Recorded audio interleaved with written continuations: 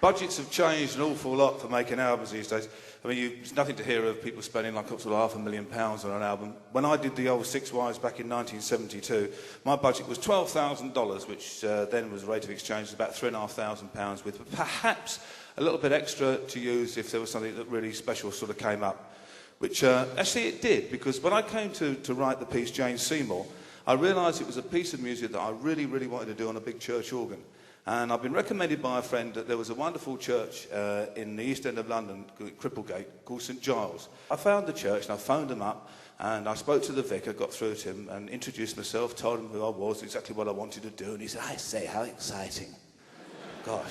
He said, we've had choirs in recorded before, but we've never had rock thingies, so that's going to be really different. I said, look, sorry to have to ask you this, but before we go any further, can you tell me how much it's going to cost? He said, cost? I said, what are you going to charge me? He said, charge you? I said, yeah, how much? He said, well, nothing. I said, nothing, are you sure? He said, oh, absolutely. He said, delighted to have you. I said, are you sure? He said, absolutely. I said, well, thank you very much. So I went back home and I phoned up A&M. We made a date, for a morning, whenever it was we were going to go in. I phoned up A&M Records and I said, right, it's all booked. I've got the church booked for whatever it was, Wednesday morning. I've got my engineer Paul coming down. They said, Rick, we told you not to commit to anything before you knew what it was going to cost. How much is it going to cost? And I said, nothing. He said, how much? I said, nothing. He said, do you want to do the whole album in there?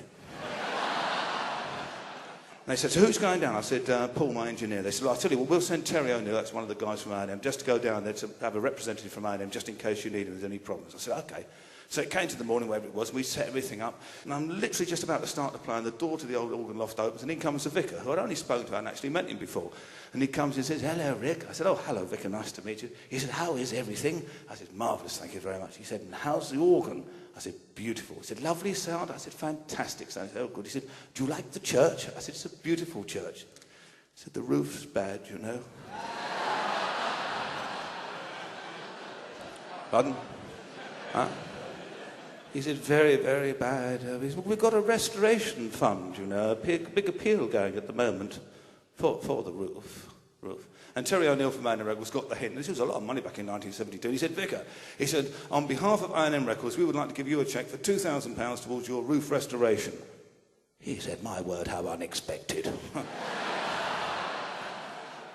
I thought, that's half my budget gone. Then off he went, and we recorded it. We went really, really well. We've got lots of bits to take back to the studio. I had harpsichords and all sorts of things, and we were really excited. And then we had to go down into the main body of the church. Without getting technical, we needed to record the ambient noises that just go on around the church.